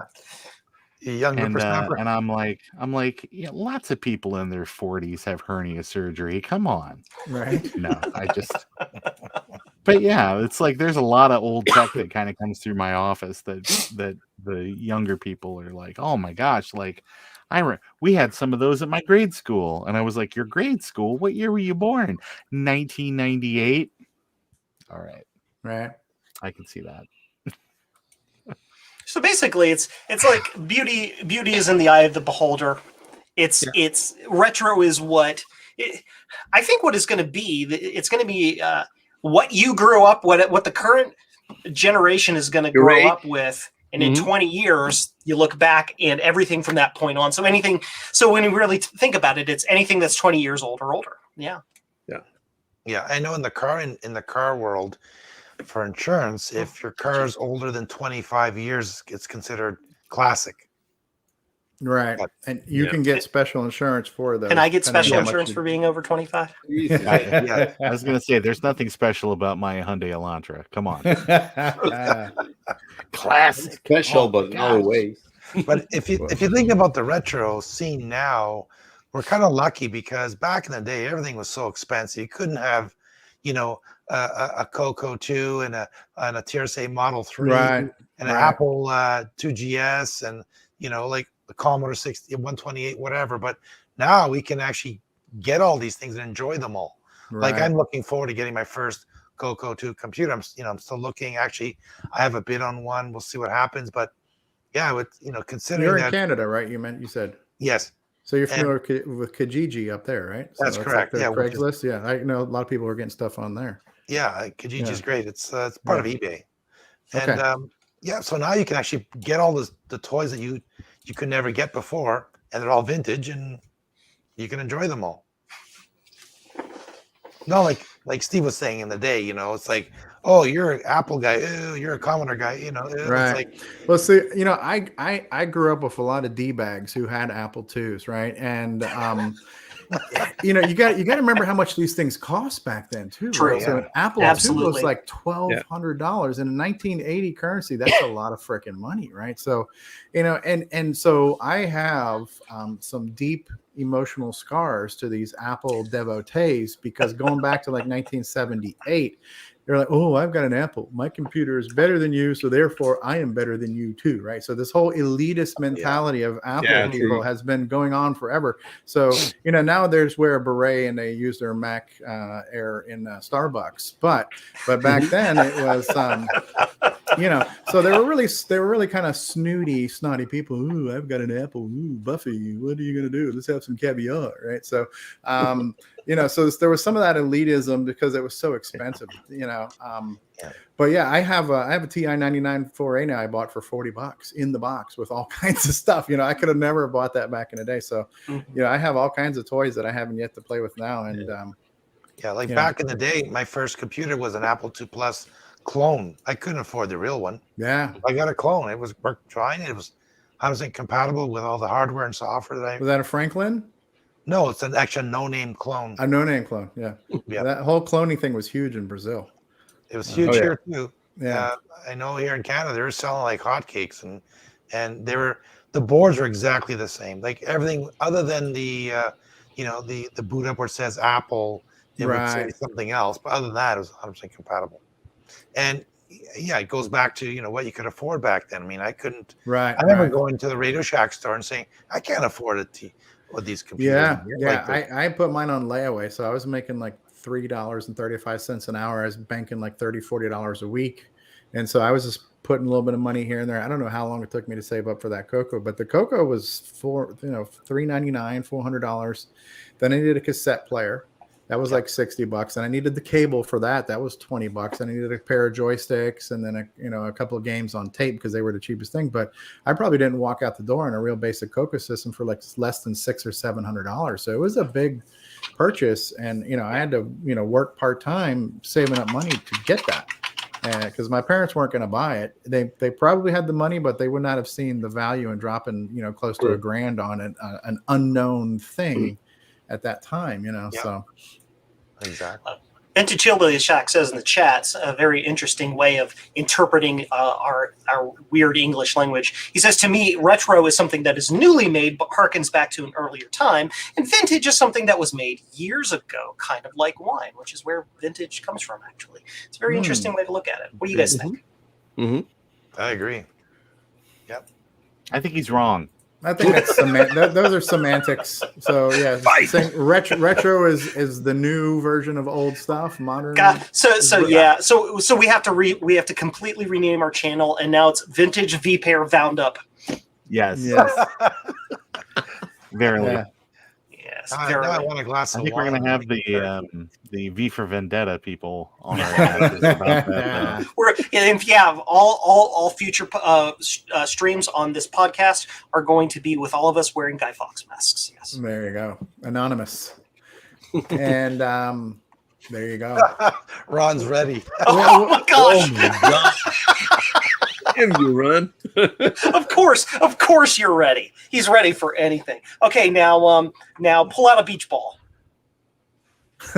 Oh my god.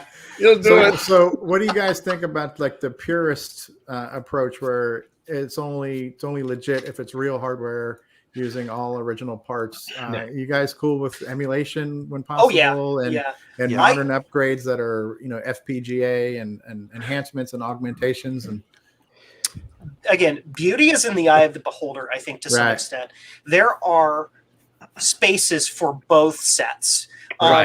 As long as the two sets aren't being like, well, yours is, that's not the point. The point is for us all to have fun. And to keep these old girls running.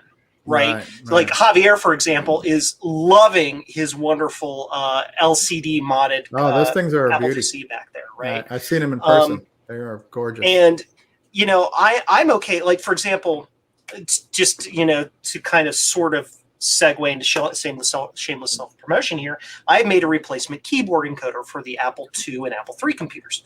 And the reason I've done that isn't because just to be different. It's because you can't get the chip anymore. It's the same thing as the Salt chip in the Coco 2 or the Coco 3, whichever. And if you can get an original chip, that's fine. But only if it's coming out. This is just how I feel. You should only try to keep things original if you're not sacrificing something else original to do it. Yeah. Why would you take apart a working machine to fix a non-working and just stuff like that? Right, so there's a niche for certain replacement parts at the functional level, just keeping the machine working.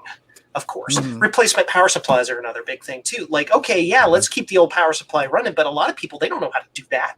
Right. They don't know how to solder and stuff. They want to just like, especially, the Commodores, for example. I heard that discussion about the whole, the power supplies, especially if it's a modern PC, you just kind of throw them out, right? So yeah, exactly. So I think that there's, but there is a purist aspect to it, of the collection thing, of having computers that we are keeping perfectly clean to have as the original, and that's fine too. So I don't really think it matters one way or the other. Yeah, for the collectors, but for the users, yeah, you want something that you use on a daily basis. You could put new stuff. Yeah, because you're gonna be using it, using. You're not gonna be just putting on a behind glass and Right. And so there are things where people will add stuff to a vintage system using hardware that didn't exist for that system at that time, or like FPGA type stuff, or Raspberry Pi based augmentations that still plug into the stuff and let you do more than you could. And again, I'm kind of okay with it. There's different schools of thought in the Coco community of being pure and being real hardware, vintage, period correct components versus modern components, and that's okay. That school of thought's fine. As far as I'm concerned, there's no wrong way to Coco. Just jack me in, right? Hook me up, give it to me. If I can get Netflix on my Coco, and I can pair my Bluetooth headset to it, and we got network cards now. We've got we're working on Wi-Fi and all kinds of stuff. So put me in, Coach. I want to do as much as I can with this thing. So. I agree. And we had a conversation recently just about kind of community gatekeepers and things like that. And I'll use that word because there are a lot of people that are just like, if you're not using 100% original hard. I mean, I read a post today that was just kind of talking about like, oh, if you're recapping your board and you're not using surface mount, traditional kind of capacitors, that you're doing your machine a disservice. And I'm just kind of thinking, by the time those tantalum's dead short, we're going to be way out of this hobby, so it's, I'd rather have people be able to experience things in some way and enjoy this hobby without saying like, oh, sorry, you didn't meet this watermark, that this artificial sort of thing that we've set up for you to immediately fail. So go find another hobby, because they will. And if you want this stuff to continue, you've got to be like, hey, like, if you've got your emulator and you're having fun, that's really great. But when you're ready to kind of make the investment in some of these other things, let me know. Or better yet, be a community steward and say, like, well, what do you need? What do I need to do to help you get started? And for a lot of people, they're like, oh, well, I've got the base machine, but I need XYZ. And it's like, oh, well, I'll ask around. Yep. And try to help those people the best you can. Javier would be nowhere in this hobby if it was not for the kindness of other people. I know I wouldn't either. Here's the question regarding the purist thing, is that if you develop new software for whatever computer you're using, is that a purist? Is that a pure? Are you being a purist still by using new software, or are you stuck with WordStar, or some other a word processor or game that was written back in the 70s and 80s? So that's another question for another time. But I think that what I like doing is like collecting two of all the machines I want. So like one could be default kind of like stock, and the other one I play with. I do stuff with it. So right. I have a 2E that's like mint, and I have another one that I do all kinds of weird stuff on, and I enjoy it both. If you have the luxury of having multiple systems, that's a great way to go. And I have a kind of combination of that going on. Yeah, we all have our mint machines, and then we got our using machines. Or some of us have a perfectly mint SE30, and then one that they modded to look like Clue from Tron. Anyway. Cool. So MCP. End of line. I just made that joke just for Ken Gagney. He asked me if I was going to make that joke. End of line. Cool. So I think it's up to the we're coming up onto the wrap up here, and it's time for us to do a little shameless self promotion of what cool things we have coming up that we can talk about ourselves and tell everybody how frigging awesome we are. But of course, we're going to start with our guest, Steve Stro. What do you want to promote? This is your soapbox, sir. Okay, 3 things. If you want to learn about the Coco community, join our Coco Discord server. Rewind. It's discord.cocotalk.live. If you want to hear a bunch of 40-something guys like myself talk about the color computer on a weekly basis for an average of 4 hours per week, check out our live stream called CoCoTALK, which you can get on YouTube, Twitch, Twitter, Instagram, all that kind of stuff. So that's just CoCoTalk.live. And the shameful part of that is I'm really honored to have this Saturday coming up, January 22nd. You guys are probably familiar with the Floppy Days podcast if you're into vintage podcasts. So Randy Kindig, who hosts the Floppy Days podcast, he co-hosts the Antic podcast. He's on the Trash Talkers. He's into a lot of stuff. He's going to be our special guest, and we're going to interview him. And I'm really excited to interview Randy because he is a true pioneer and living legend in the vintage computing podcast arena. I saw him at VCF this year, and I've seen him in person a few times. I saw him at Tandy Assembly, the first Tandy Assembly. So I've seen him 2 or 3 times. I know him very casually, but the last time I saw him this year, I go, Randy, because he recorded a bumper for me. I go, Randy, I love that bumper you did. And he's like, oh, yeah. I go, would you mind coming on our show? He's like, you know what? He goes, I've interviewed so many other people who do vintage podcasts, and nobody's ever asked to interview me. So I think we are going to be the first people to ever interview Randy Kindig. So January 22nd at 1 p.m. Florida time, Eastern Standard Time. Check that out. I'm looking forward to it. Yeah. Cool. What's new in your world, Javier? What do you want to tell the world about? I want to tell the world about 8-bit tees. Yeah, 8-bit tees. The best t-shirt place. But yeah, if you want, cool t-shirts, you can go to 8bittees.com. And of course, go to Adventures in Retro Computing. It's youtube.com/Habmaster. That's my channel. If you guys can go over there and see my blunders and how I destroy computers so Joe can fix them, you're very welcome to go over there and do some likes and then do some comments, because I love to hear comments about all my dumb things. Be sure to lasso that like button, everybody. Yeehaw! Yeehaw! So that's my speech. Thank you very much. Cool. Obi-Ron. Oh, are you looking? Sorry, that's the thing with jokes. You got to have them all lined out before you start talking. But you're looking for someone to shamelessly self-promote. That guy is me. Sorry, that's.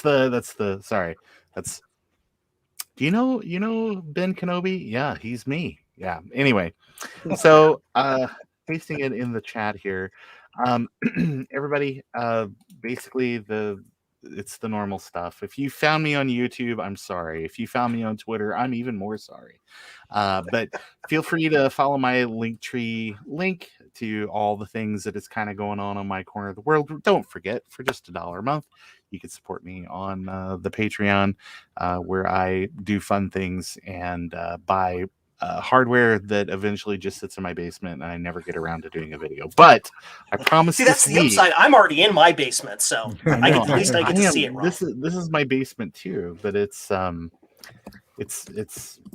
should be more active than it is, and that's my plan for 2022. So, but this week I hope to get out a couple of shorts videos. I hope to also get out a live stream or 2. We'll see how that goes. I also want to take some footage and things like that. I've got like a video that I'm working on right now about sort of benchmarking replacement drives for PowerBooks. So we'll see how that goes. But that's it. Cool beans. Rudy. Buy local. Buy local.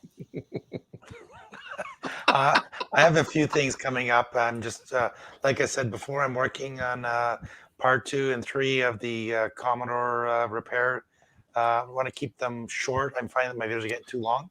So I'm trying a new thing this year, make them shorter and make more of them, not just once a month, come out every 2 weeks, a new video. I'm also working on an adapter or conversion for the Atari 600 XL that allows you to use composite as opposed to RF, actually, or have both so that you can use either one. And that's all she wrote for now. Cool. And last and certainly the lowest of the least, me.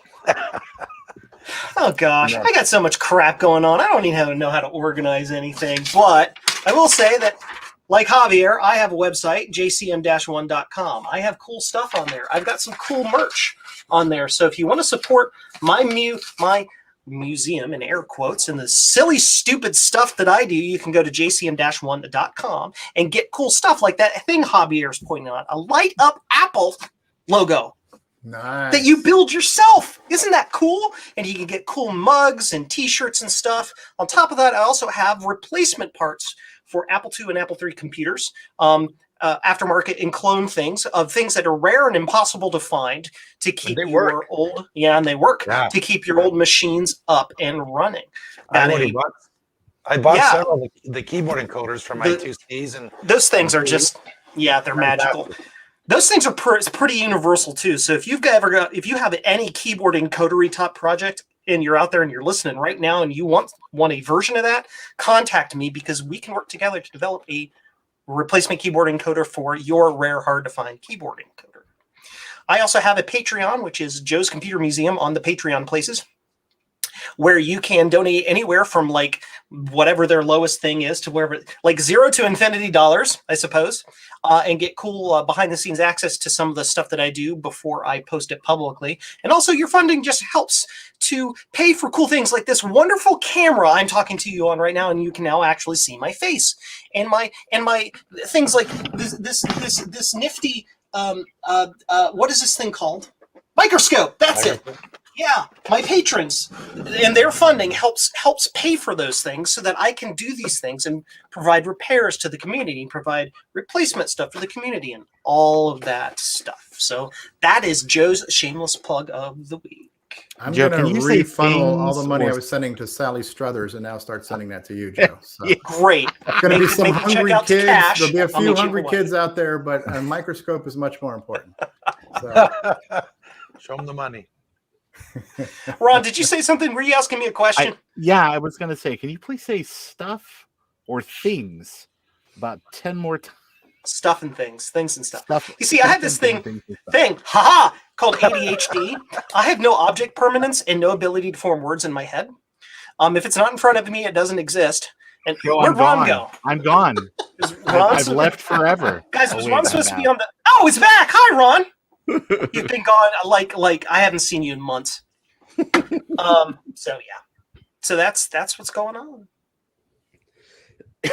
All right. Well, I think we're wrap up time for the evening. I again want to thank Steve Strowbridge of CoCoTALK Live and multiple other things for stopping by tonight and educating us and all of the people watching tonight on all of the cool things about the Coco computer line. Well, it was my pleasure, partners. Awesome. I learned a lot, and I'm very excited. I'm very excited to now scour Facebook Marketplace for a good deal in my area on a Coco. Or maybe I'll find a good one on Craigslist where I end up like dissolving in a vat of acid in somebody's basement. But either way, I'm excited. Waking up in a bathtub full of ice cubes, missing a kidney, but you got a great deal on a Coco 3, so it was worth it, right? So, well worth it. Absolutely. All right. Before we leave, I just want to let everybody watching know if you're going to come back for our next stream, it is not in 2 weeks. It's in 3 because we do the 1st and 3rd of every month. So we do 24 shows a year, not 26. So our next show will be on March 6th. So see you in 3 weeks, everybody. March 6th. March 6th. And March 6th? Marching dog. January 6th. February 6th. February 6th. February 6th. Put the pill under your tongue. You're having another episode. You don't put it in your ear. You put it in your mouth. February. There we go. I can't math. Everybody. Apparently I can't month. Cardiff. Just come on back. Alrighty, guys. Thanks everybody for stopping by. Thank you, Steve, for being on the podcast. And remember, before you leave, lasso that like button, hit the subscribe, and we'll see you all next time. Y'all come back